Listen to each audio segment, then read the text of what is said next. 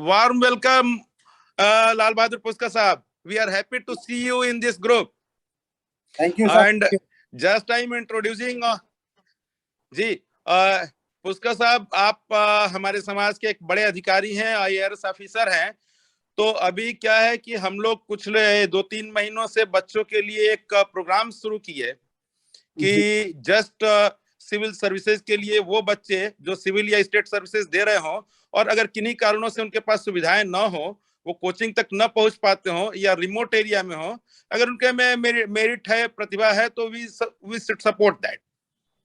तो एक हमारे जितेंद्र सिंह साक्या साहब हैं, रिटायर्ड स्पेशल सेक्रेटरी यूपी के, उन्होंने बोला कि इन बच्चों से मैं पर्सनली बात करूंगा। तो वो पिछले 6 महीने से उन बच्चों से पर्सनली टच करते हैं।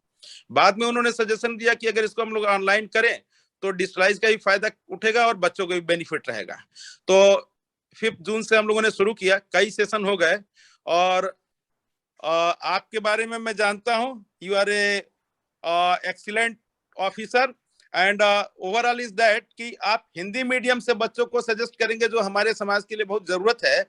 बहुत सारे बच्चे हिंदी से कन्वर्ट होकर इंग्लिश पढ़ते हैं, तो आपका आना और बेटर रहेगा। ऑडियंस से मैं बोलना चाहूंगा कि ये श्री लाल बहादुर पुष्कर साहब हैं, अभी IAS ऑफिसर हैं 2016 बैच से। ये रहने वाले इलाहाबाद के हैं। इलाहाबाद यूनिवर्सिटी और JNU से इन्होंने specially graduation and post graduation किया है और काफी बढ़िया गाइड करते हैं। इन एडिशन टू दैट, वर्तमान में ये deputy commissioner income tax Mumbai posted है। इनकी दिली इच्छा रहती है कि अपने समाज के बच्चों को सपोर्ट किया जाए, तो वो आए हैं। मैं ग्रुप की तरफ से उनको वेलकम करता हूं और सारे बच्चों को बोलता हूं कि किसी की कोई क्वेरी हो ध्यान से सुने और पुष्कर साहब से अभी भी पूछ सकता है, कभी भी, उसके बाद जब भी जरूरत हो, he is always available for us and society. Then I am handing over back to the Pushkar sahab. Good morning Pushkar sir, welcome and please take over the meeting. Good morning sir, बहुत बहुत धन्यवाद सर, और ऐसे मंच से जोड़ने के लिए, ऐसे ग्रुप से जोड़ने के लिए। और मैं हमेशा जो है ऐसे होता नहीं कि जहाँ पे लगे कि मुझे कुछ नॉलेज जो मैंने एक्वायर किया है बाय द टाइम अपने स्ट्रगल में, और वो चीज़ें मैं शेयर कर सकूं, तो मुझे बड़ा अच्छा लगता है। और मुझे लगता है ये एक अच्छा मंच है जहाँ पे मैं अपनी एक्सपीरियंस जो है वो शेयर कर सकता हूँ मैं।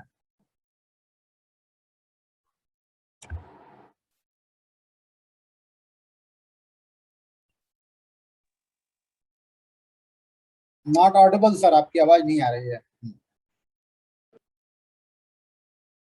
अनम्यूट कर लीजिए आप अपना माइक, आपकी आवाज नहीं आ रही है सर। जस्ट मैं जस्ट म्यूट किया था जी। इसमें बहुत सारे बच्चे हैं सर, आगरा से हैं, कानपुर से हैं, दिल्ली से हैं, इवन बेगूसराय से है, हैदराबाद से भी एक कई सारे बच्चे जुड़े हैं, दिल्ली से हैं। तो मेधावी छात्र हैं, आप जैसा बताएंगे वो गाइड लेंगे। मैं अपना म्यूट करता हूं, प्लीज कंटिन्यू। जी जी सर। वेलकम टू ऑल, जितने भी लोग भारत के विभिन्न क्षेत्रों से जुड़े हुए हैं। जैसा कि सर ने परिचय बता ही दिया है कि मैं लाल बहादुर पुष्कर इलाहाबाद से हूँ। इलाहाबाद यूनिवर्सिटी से मैंने ग्रेजुएशन किया था, फिर JNU से MA MPhil किया और फिर वहीं से तैयारी किया, और मेरी पहली पोस्टिंग महाराष्ट्र में थी। 2018 से लेकर अब तक मैं मुंबई में हूँ। और सबसे बड़ी बात यह है कि मैं सबको थोड़ा 2-2 मिनट का इंट्रो चाहूँगा कि आपका बैकग्राउंड क्या है और आपने ग्रेजुएशन में क्या किया है, और अभी आप क्या कहते हैं कि तैयारी के किस स्तर पे हो। तो इससे मुझे एक आइडिया हो जाएगा कि मैं कहाँ से शुरुआत करूँ। तो जितने भी लोग हैं, जस्ट 1 मिनट, आपका नाम क्या है और आपका एजुकेशनल बैकग्राउंड, सिर्फ ये जानना चाहूंगा कि आप ग्रेजुएट हैं तो किस स्ट्रीम से ग्रेजुएट हैं, और हेल्प आपको कहाँ हो सकता है कि आपको इसमें हेल्प मिले, तो उसमें आपको ज्यादा अच्छा हो जाएगा। तो कितने लोग मेरा नाम मन्नू कुमार कुशवाहा है। मैं BSc एग्रीकल्चर 4th ईयर का छात्र हूँ। मैं EPSC का प्रिपेयर कर रहा हूँ सर। ग्रेट। मेरा नाम सुजीत मौर्य है और मैं BA 3rd ईयर का स्टूडेंट हूँ और UPSC के लिए प्रिपेयर कर रहा हूँ और NCERT अभी पढ़ रहा हूँ। Okay, good. मेरा नाम अभिषेक कुशवाहा है। मैं PG का काम कर रहा हूँ, 2nd ईयर। और मैं प्रिपरेशन यूपीएससी कर रहा हूँ। ठीक है। सर मेरा नाम अरविंद कुशवाहा है। मैं महर्ष हूँ, जबलपुर में बीटेक करता हूँ, 3rd ईयर 7th सेमेस्टर में हूँ। ओके। गुड मॉर्निंग सर, मेरा नाम राहुल कुशवाहा है। मैंने बीए हिस्ट्री, पॉलिटी और सोशोलॉजी से किया है। प्रेजेंट टाइम में यूपीएससी का प्रिपरेशन कर रहा हूँ। गुड।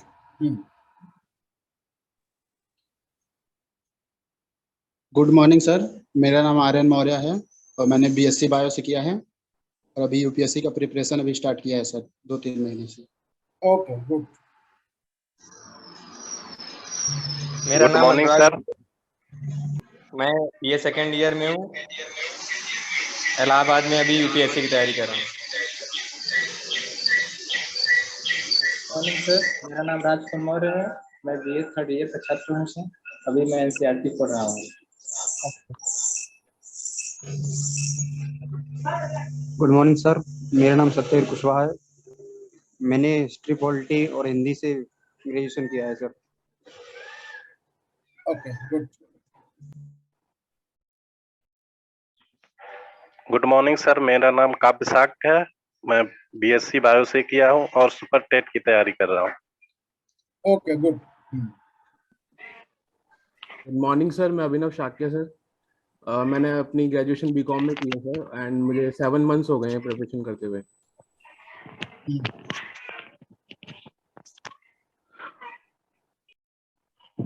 गुड मॉर्निंग सर, मेरा नाम अनुराग है एंड मैंने मैकेनिकल इंजीनियरिंग कंप्लीट करी है। साथ में मैं वाजिराव एंड रेडी इंस्टीट्यूट से यूपीएससी की तैयारी कर रहा हूँ।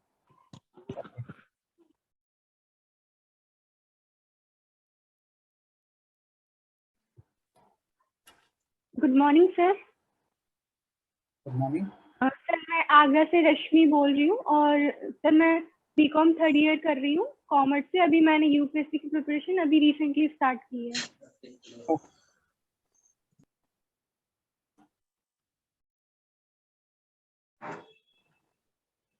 मुझे लगता है ऑलमोस्ट सब लोग हो गए हैं, 1-2 लोग बचे हुए हैं। तो मोटा मोटा मुझे ये क्या कहते हैं कि रियलाइज हो रहा है कि अभी सारे लोग फ्रेशर्स हैं और उनको अभी शुरुआती गाइडेंस की जरूरत है। जी पुष्कर साहब, वीडियो दिखा क्या है? वीडियो आप देख चालू करिए तब दिखेगा ना।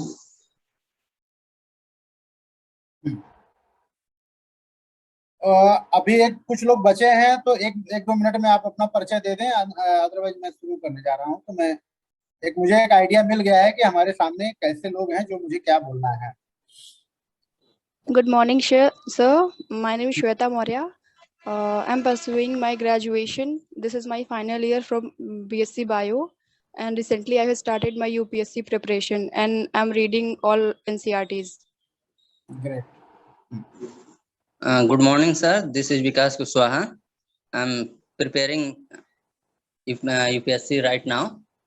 In previous.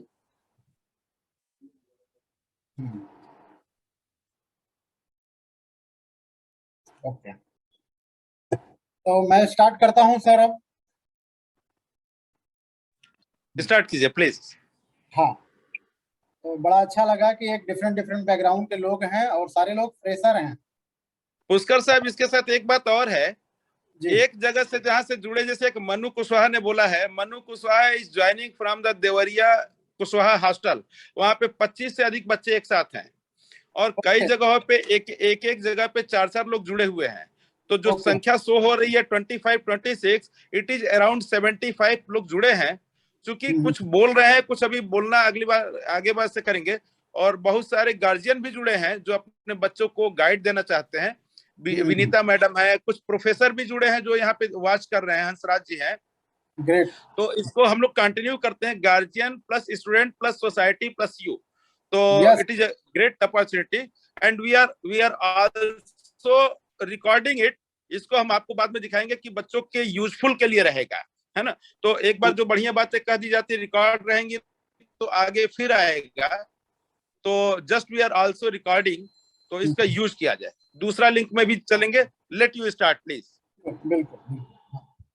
देखिए, सबसे बड़ी बात यह है कि यूपीएससी के तैयारी में अपने को ये ध्यान में रखना है कि आप जो ग्रेजुएशन कर रहे हैं उसको लाइटली नहीं लेना है। एक तो मेरा सबको यही सजेशन है, जितने भी फ्रेशर्स हैं, आप ग्रेजुएशन की जो भी तैयारी कर रहे हैं, बीए कर रहे हैं, बीएससी कर रहे हैं, बीकॉम कर रहे हैं या एमबीबीएस कर रहे हैं या बीटेक कर रहे हैं, कोई भी ग्रेजुएशन का जो भी आपके पास कोर्स है उसको लाइटली नहीं लेना, उसको सीरियसली लेना है। जैसा कि बहुत सारे लोगों ने बताया कि हम एनसीईआरटी पढ़ रहे हैं, एनसीईआरटी भी पढ़िए। एक तो ये है कि सबसे बड़ी बात ये है कि आपका सबका हिंदी माध्यम से है ऑलमोस्ट, जैसा सर ने बताया कि हिंदी माध्यम से भी है, अंग्रेजी माध्यम से भी है। यस सर, दोनों। Yes sir. इंग्लिश और हिंदी में।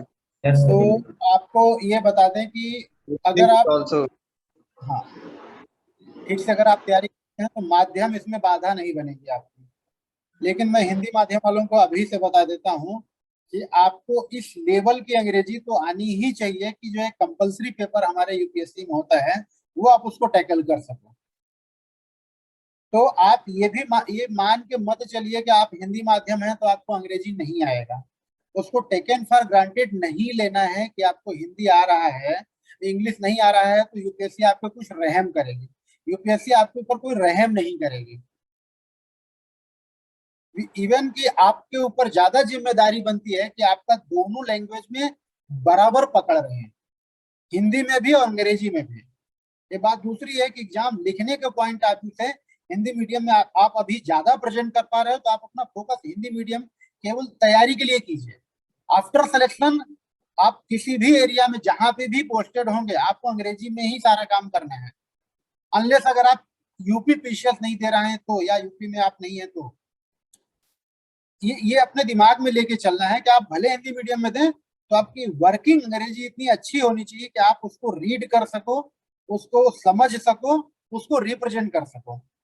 क्योंकि 300 नंबर का यूपीएससी में पेपर होता है, उसको आपको पास करना ही होता है, अदरवाइज आपकी कॉपी नहीं जचेगी और आपका जो है इवेल्युएशन नहीं होगा बाकी पेपर्स का। ये एक कड़वी सच्चाई है कि हिंदी माध्यम का मतलब ये नहीं कि आपको अंग्रेजी ना भी आए तो आप यूपीएससी क्रैक कर सकते हो, आपको अंग्रेजी आनी ही चाहिए। एक तो ये हुआ।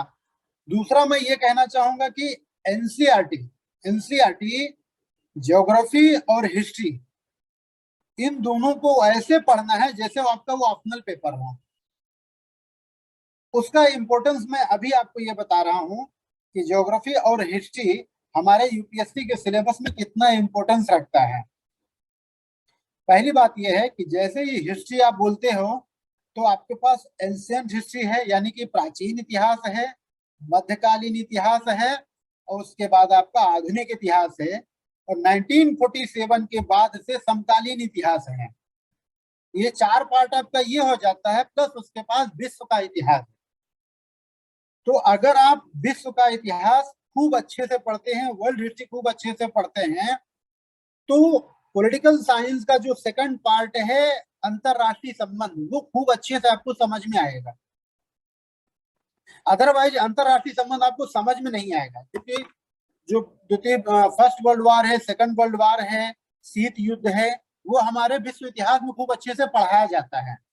या जो पुनर्जागरण यूरोप में हुआ है, या औद्योगिक क्रांति की जो शुरुआत हुई है, वो सारी चीजें वर्ल्ड हिस्ट्री में जो पढ़ते हैं वो रिपरकशन यानी उसके एक एक्सटेंडेड फॉर्म में अंतरराष्ट्रीय संबंध के सिलेबस का पार्ट बनता है। ठीक, अगर आप प्राचीन इतिहास भारत का खूब अच्छे से पढ़ते हैं तो हमारे यूपीएससी के प्रथम पेपर में जो आर्ट एंड कल्चर है वो खूब अच्छे से समझ पाते हैं। और हर बार यूपीएससी ऐसा करती है कि प्रीलिम्स में भी क्वेश्चन पूछती है आर्ट एंड कल्चर से, और हमारे मेंस में भी क्वेश्चन पूछता है। यानी प्राचीन भारत, मध्यकालीन भारत, आधुनिक भारत खूब अच्छे से तैयार रहेगा, उधर आपका आर्ट एंड कल्चर खूब अच्छे से तैयार होगा। अब मैं अगर मॉडर्न हिस्ट्री की बात करूं, मॉडर्न हिस्ट्री में जब हम फ्रीडम स्ट्रगल पढ़ते हैं 1757 से लेकर के अब तक 1947 तक खूब अगर थोरोली पढ़ते हैं तो हम इंडिया के पॉलिटिकल हिस्ट्री को भी पढ़ते हैं। ये जो राजनीतिक कालक्रम है उसको भी जब पढ़ते हैं तो हमारी पॉलिटी तैयार हो जाती है खूब अच्छे से। आप ये सोचिए कि 1773 से थोड़ा थोड़ा पॉलिटिकल डेवलपमेंट जो आता है, फिर 1858 में आता है, फिर उसके बाद 1909 से 1919 में, फिर 1935 से, यही जाकर के हमारे संविधान का पार्ट बनता है। तो हम अपने पॉलिटी के स्ट्रक्चर को समझ पाएंगे अगर हमारा आधुनिक भारत अच्छे से तैयार रहेगा, आधुनिक इतिहास खूब अच्छे से तैयार रहेगा। अब अगर आप अच्छे से आधुनिक इतिहास पढ़ लेते हैं तो अच्छा 1947 के बाद से समकालीन इतिहास पे भी क्वेश्चन पूछे जाते हैं। जैसे आपसे पूछा जाएगा कि ये जो पंचवर्षीय जो योजनाएं थी या अभी जो नीति आयोग बन गया है, अब जाकर के 7-8 साल 10-8 साल पहले से ये नीति आयोग बना है, लेकिन इसके पहले तो पंचवर्षीय योजनाएं चलती थी।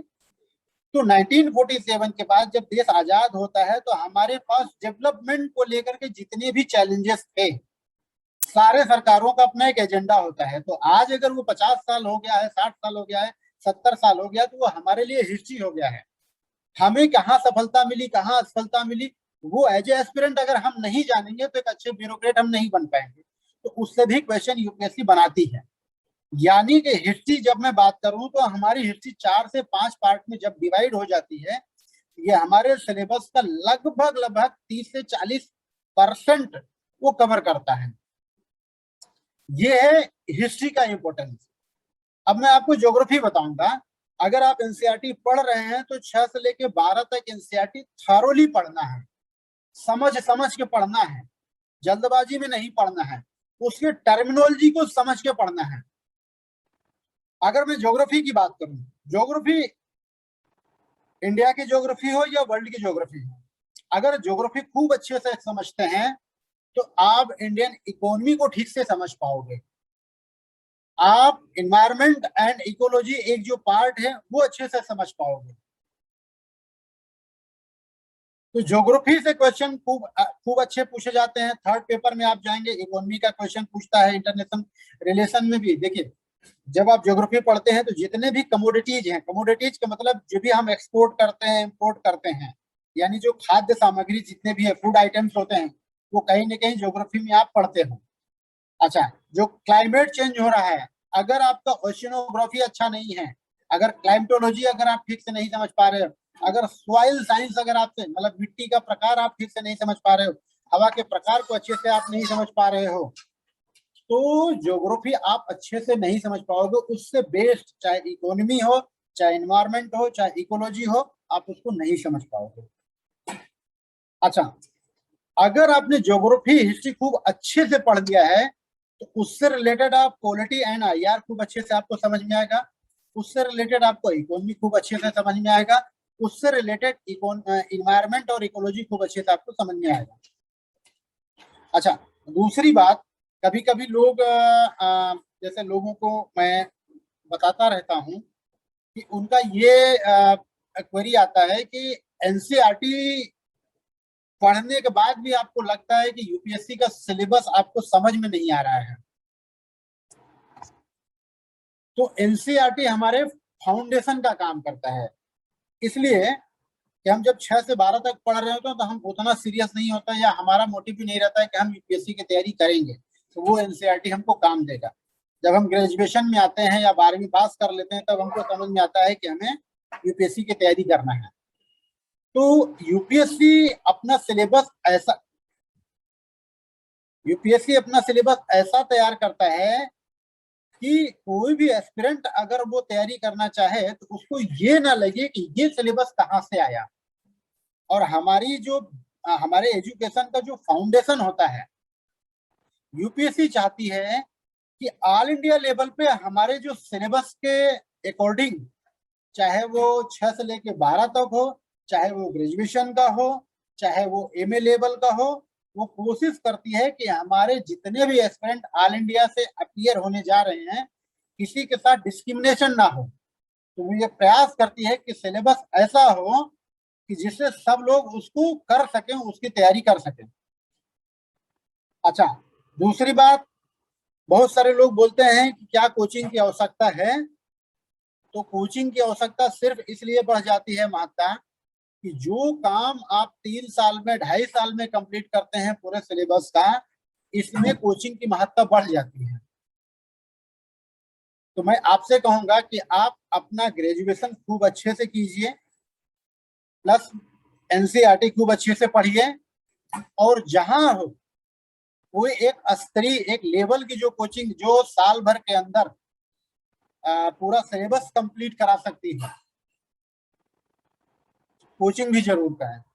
अच्छा, मैं क्या चाहूंगा कि इस बीच में इतना जो मैंने आपको बताया, इस बीच में अगर कोई क्वेरी हो तो मैं बीच बीच में बताता जाऊंगा, तो मुझे लगता है कि ज्यादा इंटरेक्टिव रहेगा। मैंने अपने साइड से जो बता दिया है उसमें भी आपको कुछ कंफ्यूजन लगता है, एक कोई पूछेगा तो वो सारे लोगों को हेल्प पहुंचेगा, वो सारे लोगों के क्वेरी सॉल्व होगी। तो मैं सेशन को इंटरेक्टिव करना चाहूंगा। जी बढ़िया। कोई बच्चे अगर कोई क्वेरी हो रिस्पांस करें, बोलने से सीखने को मिलेगा और जानने को मिलेगा। कोई बच्चा भी पूछ सकता है किसी भी समय व्हाट्स करके, प्लीज। आप पुष्कर जी चलते रहे, बीच में बच्चे म्यूट अनम्यूट करके बोल देंगे। हाँ बच्चे लोग। हाँ अच्छा, दूसरी बात यह है कि मैं सिलेबस इसलिए डिस्कस नहीं, अच्छा सिलेबस थारोली इसलिए डिस्कस नहीं कर रहा हूँ कि वो सारी चीजें इंटरनेट पे आपको मिल जाएंगी, किताबें मिल जाएंगी, और हमारा गाइडेंस का एक ग्रुप है वो आपको गाइड भी करेगा। तो मैं बीच बीच में जो ध्यान रखने वाली चीजें हैं वो मैं आपको बता रहा हूँ। अच्छा, दूसरी बात यह है कि यूपीएससी करना हमारा एक उद्देश्य है, हमारा प्लान ए है, प्लान बी है, वो हमें करना ही है। अगर आप ग्रेजुएशन कर रहे हैं तो अच्छे से ग्रेजुएशन अगर आप कर रहे हैं तो मैं ये चाहूंगा कि आपको स्टडी ब्रेक नहीं करना है। बहुत सारे बच्चे होते हैं कि ग्रेजुएशन करने के बाद उनको बोलता है कि अब हमें तैयारी करना है। तो मैं आपको ये बताऊंगा कि आपका कैरियर ऑप्शन दोबारा क्या होना चाहिए। अगर आपने ग्रेजुएशन किया है तो ग्रेजुएशन के बाद पोस्ट ग्रेजुएशन भी कीजिए। आप अगर आपने बीए किया है तो एमए भी कीजिए, अगर आपने बीएससी किया है तो आप एमएससी भी कीजिए। अगर आपको इन बिटवीन आपका ग्रेजुएशन का लेवल ऐसा, जैसे बहुत सारे जो साइंस ग्रेजुएट हैं उनको लगता है कि हमारे पास इतना टाइम नहीं है, हमारे गार्जियन से सपोर्ट नहीं मिल पाएगा, हमको जो है अर्निंग करना है, हमें जॉब करना है। तो आप इन बिटवीन आप अपने ग्रेजुएशन के बेस पे अगर आपको कहीं जॉब मिलती है तो आप जॉब करते हुए भी इस तैयारी को कर सकते हैं, क्योंकि ऐसे बहुत सारे प्लानिंग हैं जो आप वीकेंड में भी तैयारी करके इस परीक्षा को अच्छे से निकाल सकते हो। और इसके लिए बहुत सारे एग्जाम्पल हैं जिन्होंने वीकेंड में तैयारी करके हस्बैंड वाइफ दोनों ने निकाला है। तो इसको एकदम फुल टाइम जॉब लेकर के तैयारी नहीं करना है। आप ग्रेजुएशन के दौरान तैयारी कीजिए, आप पीजी के दौरान तैयारी कीजिए, अगर आपको जॉब करना है तो जॉब करने के दौरान तैयारी कीजिए, अगर आप पीएचडी कर रहे हैं तो पीएचडी के दौरान तैयारी कीजिए। यानी कि आपका एक सेकंड बी यानी कि प्लान बी तैयार रहना चाहिए। पुष्कर सर, ये पॉइंट आपका बहुत ही इंपॉर्टेंट है, बच्चों को नोट करना चाहिए। 70 से 80% बच्चे ये सोचते हैं कि हम दिल्ली में रह के 24 घंटे कमरे में नहीं पढ़ रहे हैं इसलिए नहीं होंगे। ऐसा नहीं है, आप जो भी काम कर रहे हैं करते हुए पढ़ के सिलेक्ट हो सकते हैं। पुष्कर साहब का ये पॉइंट नोट करने लायक है, किसी कंफ्यूजन पूछ भी सकता है। हाँ, मैं इसलिए बता रहा हूँ कि मैं अपना एग्जांपल आपको दूं कि मैं जेएनयू में था और मुझे कोई गाइड करने वाला नहीं था दूर दूर तक। जैसे आप लोग इस मामले में बहुत सौभाग्यशाली हैं और इंटरनेट को शुक्रिया कीजिए कि हम लोग पूरे इंडिया से जुड़ पा रहे हैं। इवन मैं जब तक मेरा सिलेक्शन नहीं हुआ तो मैं किसी सिलेक्टेड बंदे से बात तक नहीं किया था कि सर इसमें तैयारी कैसे करना है। और 2007 से मैंने तैयारी करना शुरू किया, फाइनली मेरा 2016 में हुआ।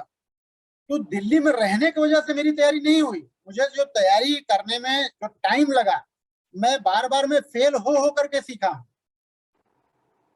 अगर मुझे गाइडेंस मिलता तो क्या पता मैं इलाहाबाद में रह के ही निकाल लेता, अपने घर पर रह के निकाल लेता। तो चीजें अभी आपके बिल्कुल फेवर में है कि चाहे बाजीराम का नोट तो हो, चाहे विजन का नोट है, चाहे दृष्टि का नोट है, बाई कुरियर आपके पास में हो सकता। ऑनलाइन गाइडेंस तो हम लोग दे देंगे, दिल्ली में बैठे हैं लोग, मुंबई में बैठे हुए, हैदराबाद में सर बैठे, गाइडेंस तो आपको कहीं से भी मिल जाती है। मेन काम है गाइडेंस मिलना। मेरे पास बहुत सारे ऐसे लोगों का फोन आता है कि सर पढ़ते पढ़ते कभी ऐसा होता है कि अगर नहीं होगा तो क्या होगा। तो मैं उनको ये बताता हूँ कि नहीं होगा क्या होगा ये सवाल तो पैदा ही मत होने दो। कि भाई अगर आपने ग्रेजुएशन किया है, कोई जॉब के लिए वैकेंसी निकली है, उसको आप डालो, उसमें जॉब करते रहो, फिर सिविल सर्विस की तैयारी करते रहो। अगर आपने बीटेक किया है, आपको कहीं पैकेज 2 लाख का, 4 लाख का, 5 लाख का पैकेज मिलता है, उसको जॉब करते हुए आप करो। अगर आपने ग्रेजुएशन कर लिया है, पीजी कर लिया है, प्राइवेट कॉलेज में ही कहीं मिल रहा है 10,000, 20,000, 15,000 का, तो आप वहां पढ़ाते हुए तैयारी कीजिए। अगर आप मेडिकल बैकग्राउंड से हैं कि आपको किसी हॉस्पिटल में अगर 10 घंटे का 12 घंटे का मिल रहा है, आप वहां करते हुए वीकेंड में तैयारी कीजिए। आप डेली 10 घंटा जॉब करते हुए भी घर 2 घंटे 2.5 घंटे पढ़ सकते हैं। रेन्यू राज करके एक लेडी थी, 2012-13 में उसका सिलेक्शन हुआ था, केरला की थी। वो MBBS थी फुल टाइम, और उनके हस्बैंड तैयारी करते थे, उनका नहीं हुआ तो उन्होंने छोड़ दिया, और वो फुल टाइम OPD करती थी। उसके हस्बैंड जो भी नोट्स लाते थे शाम में 2 घंटे पढ़ती थी बस, और फिर शनिवार रविवार पढ़ लिया। यकीन मानिए उसने 2 साल या 3 साल जो भी उसको तैयारी में लगा, तो फर्स्ट अटेम्प्ट में उन्होंने निकाला था। तो यहाँ ऐसा नहीं है कि नोट्स में क्या रहा, नोट्स तो सब एक जैसा ही पढ़ते हैं, क्लास पे जैसा ही करते हैं। यहाँ पे ये था कि उनके पास इनसिक्योरिटी नहीं थी कि सिविल सर्विस की तैयारी नहीं हुआ तो कहाँ जाएंगे। अगर अपने दिमाग से इनसिक्योरिटी हटा देते हैं और उसके बाद आपके पास गाइडेंस हो, तो 100% है आपको सफलता मिलेगी। तो इसलिए आप जो भी है कि पहले दिमाग में ये रखिए कि अगर आप UPSC की तैयारी करते हैं तो आपके पास प्लान B क्या है, या जॉब रहते हुए आपको तैयारी करना है, या इंगेज रहते हुए तैयारी करना है। अच्छा, इंगेज रहने से मैं आपको बता दूं कि प्रीलिम्स तो आपका रखने से हो सकता है, फैक्चुअल इंफॉर्मेशन को गैदर करने से हो सकता है, मेंस आपका आंसर राइटिंग अगर खूब अच्छा करते हैं तो उससे हो सकता है। लेकिन जब आप इंटरव्यू में जाते हैं तो आपका communication skill, interpersonal skill, presentation, जो आपका एटीट्यूड क्या है, वो जब तक आप किसी संस्था से जुड़ते हैं, चाहे वो स्कूल हो, चाहे वो कॉलेज हो, या कोई हॉस्पिटल हो, या कोई ऐसी संस्था है जहां पे आप जॉब कर रहे हैं, जब तक आप वहां नहीं जुड़ते हैं तब तक आपका ये डेवलपमेंट नहीं हो पाता है। तो यानी कि इंटरव्यू के लिए भी आपको प्रिपेयर करना है। वो जब आप अपने तैयारी के क्रम में किसी संस्था से जुड़े रहेंगे तभी वो प्रिपेयर हो पाएगा, ना कि मेंस निकालने के बाद आपने 4, 5, 8 मॉक इंटरव्यू दे दिया और आपका पर्सनालिटी डेवलप हो गया है। अच्छा, दूसरी बात यह है कि बहुत सारे लोग, जैसे UPSC क्या है, UPSC अपने आप में एक कोई प्राइवेट जॉब नहीं है कि आप वहां 8 घंटा बैठेंगे, 10 घंटा बैठेंगे, अपना काम करेंगे और आपका नौकरी हो गया। नहीं, ये अपने आप में एक रिस्पॉन्सिबिलिटी है, अपने आप में जिम्मेदारी है। और UPSC को एक ऐसे पॉजिटिव एटीट्यूड वाले की जरूरत है, क्योंकि देखिए क्या होता है कि आप अपने दिमाग में ये रखिए कि आपको आखिर UPSC इतने टफ क्यों लेती है। 10 लाख लोग फॉर्म भरते हैं, 5 लाख लोग फॉर्म भरते हैं, केवल 800 लोगों का होता है, 700 लोगों का होता है। इसका मतलब है कि जिस पब्लिक पोस्ट पे आपको बैठाया जा रहा है, एक वो रिस्पॉन्सिबल बंदे की तलाश, वो रिस्पॉन्सिबिलिटी, वो पॉजिटिव एटीट्यूड आपके अंदर है कि नहीं है। आपका एक बार में नहीं हुआ, आप पैनिक हो गए, आपने तैयारी छोड़ दिया, तो ऐसे लोगों की जरूरत नहीं है। अगर आप में डिसिप्लिन नहीं है कि आपने आज 1 घंटा पढ़ा, 2 घंटा पढ़ा और फिर उसके बाद कोई मोटिवेशनल वीडियो देख लिया तो किसी दिन आप 10 घंटे पढ़े, वैसे भी लोगों की जरूरत नहीं है UPSC को। UPSC को ऐसे लोगों की जरूरत है जो एकदम कंसिस्टेंट रहें, कंटिन्यूअस रहें, लगातार रहें, जो हेजिटेट ना हो, जो छोटी सी प्रॉब्लम आ जाए तो फ्रस्ट्रेट ना हो, ऐसे पॉजिटिव एटीट्यूड की जरूरत है। अच्छा, दूसरी बात क्या होता है कि UPSC में बहुत सारे लोग 3 बार इंटरव्यू दे करके, 4 बार इंटरव्यू दे के छट जाते हैं। उनका एक ही शिकायत रहता है कि UPSC आखिर हमसे क्या चाहती है। तैयारी के क्रम में आपके अंदर एक पॉजिटिव एटीट्यूड ये बन जाना चाहिए कि UPSC आखिर हमसे क्या चाहती है या कैसे लोग चाहती है। तो मैं आपको बता दूं, आपके आसपास में जो घटनाएं घट रही हैं, मैं अगर आसपास की बात करता हूं तो भारत सरकार का जिससे अटैचमेंट है, जिससे अटैचमेंट का मतलब, अगर मैं आउट ऑफ द इंडिया की बात करूं तो भारत सरकार का अटैचमेंट US से है, रशिया से है, अफ्रीकन कंट्री से है, हमारे नेबर कंट्री से है। जैसे अभी श्रीलंका में अभी वहां के राष्ट्रपति ने इस्तीफा दे दिया, वहां पे महंगाई बढ़ गई। तो अगर आप UPSC के एस्पिरेंट हैं, अगर आप न्यूज़पेपर पढ़ते हैं, न्यूज़ सुनते हैं, तो आपको इस श्रीलंका के इश्यू पे मालूम होना चाहिए कि श्रीलंका में क्या हो रहा है और श्रीलंका में क्यों हो रहा है। अगर ऐसी परिस्थितियां भारत में हो जाएंगी तो भारत का क्या होगा, या किसी भी देश में अगर ऐसी समस्या हो जाए तो उस देश की जनता क्या करेगी।